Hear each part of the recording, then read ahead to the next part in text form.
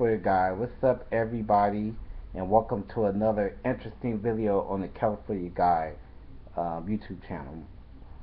I'm here to talk about coons and black goals. Now, I've been listening to a lot of black YouTubers and looked on a lot of black blogs and social media. And one of the things that these critics tend to say about black people is that we don't have any goals. The coons have made a point to say that we're all talk but no solutions. Now, let me get into this real quick. First off, pro-blacks have had solutions for decades. One of the things in the beginning, let's break this down into phases. The pro-black movement actually started when blacks was imprisoned in Africa and when we came to the shores of foreign countries when we was kidnapped by our captors. And so the first agenda was, especially in America, let me just speak on America, was to be free from bondage. That was the first goal with black people. So we thought of different ways to be free, and we shared that agenda. The agenda was black freedom and to not be under bondage, to either go back to Africa, which some of us wanted to do, or embrace our culture but have rights in the United States, or to do whatever we want to do, be a person. So that was the real goal for pro-blacks at the time. Then from that point on was the end of slavery. When you went to Civil War, post-Civil War with Reconstruction, was blacks being able to reprogram themselves away from being into slavery. So we needed to lead that. So the basis of pro-black agenda was, again, freedom, equality, and our 40 acres in the mule at that time. And I'm not saying I'm for 40 acres in the mule, but that's what blacks were looking for, and achieving political success. But then the Reconstruction period ended. So again, it was a time for pro-blacks to be needed again, and they needed black people to go against Jim Crow era, which was apartheid. In the South mainly, and even in the North. Jim Crow was all over the U.S. Some people have said that Jim Crow only was in the South. Untrue. Jim Crow was in the South. Most of the violence was there, but in the East Coast and Midwest, they have forms of different racism. It just wasn't as strong as the Southern violent culture. So it was two differences. People need to understand that. Even the North, by the way, when they had slavery, North and South at that time, the United States was still racist, but the North didn't like the ideal of black people being slaves. But I don't want to get too deep into that history right now. So the pro-black agenda was to get away from apartheid and Jim Crow era. So we moved from that point, which we used court systems, newspapers, all kinds of different things to escape that alone.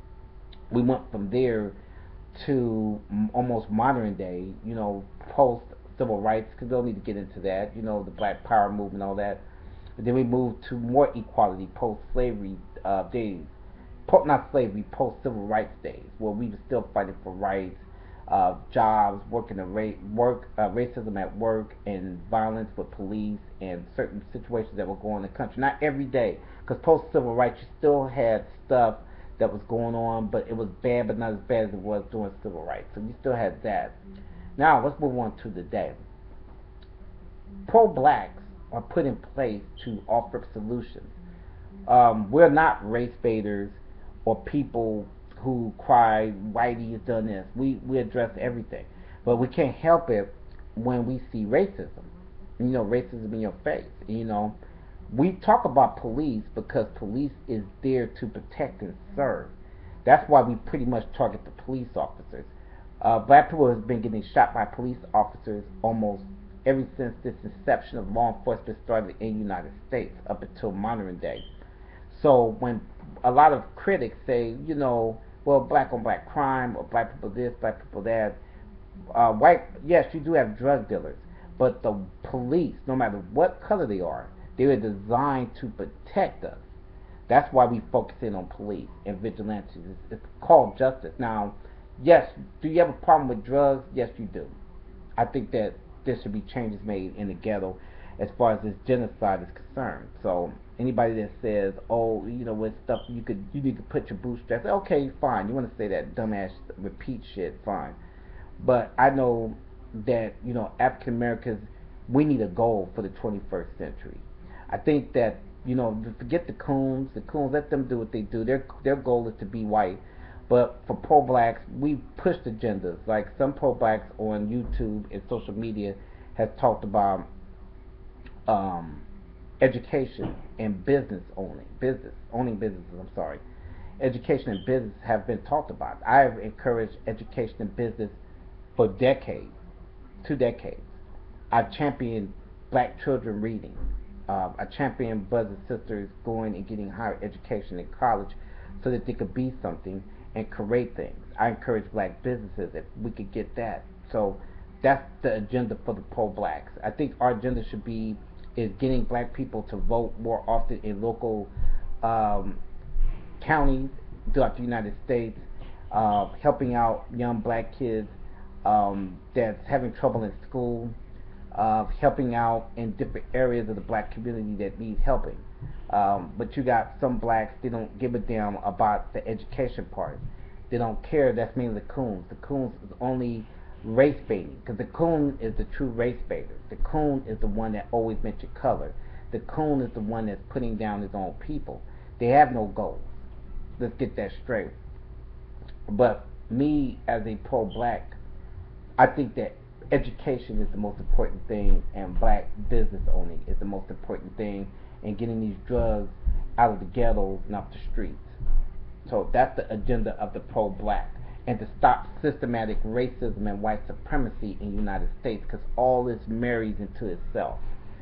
So when you hear these clowns say, "Oh, well, you need to pull yourself on the bootstraps. Oh, you're race baiting. Oh, you're unintelligent."